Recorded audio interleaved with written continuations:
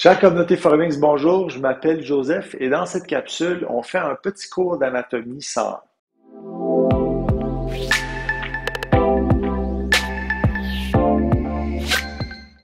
Alors, je prends le temps de faire cette capsule parce que c'est pas tout le monde qui a des connaissances de base et pourtant, je pense que c'est quand même essentiel parce qu'on habite notre corps pendant plusieurs décennies.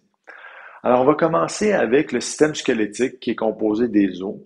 On en a 206 au total et c'est vraiment la charpente de notre corps, soit de notre maison. Ensuite, ces os sont attachés ensemble entre eux par des ligaments. Ceux-ci sont très solides et ne vont pas se déformer à moins que vous ayez un accident ou que vous ayez une mauvaise posture prolongée, comme nous l'avait si bien expliqué le docteur Pascal Dion, propriétaire de la clinique Chiroposture. Ensuite, on a les tendons qui vont connecter vos muscles à vos os. Point important, ce sont vos muscles qui activent vos tendons en se contractant ou en se relâchant.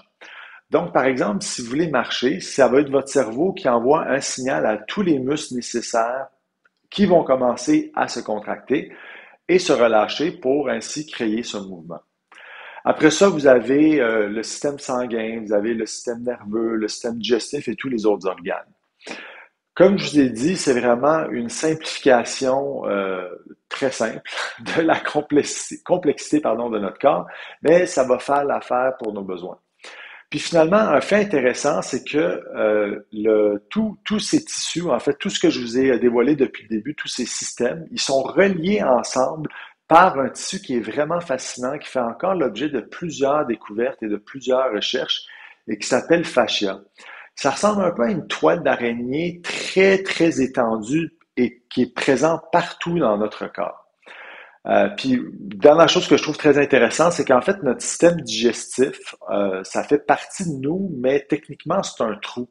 C'est un trou qui est peuplé de milliards de bactéries, de levures et même de virus qui vivent en symbiose avec nous, mais techniquement, c'est quand même un trou. Bref, je vous dis merci et à la semaine prochaine.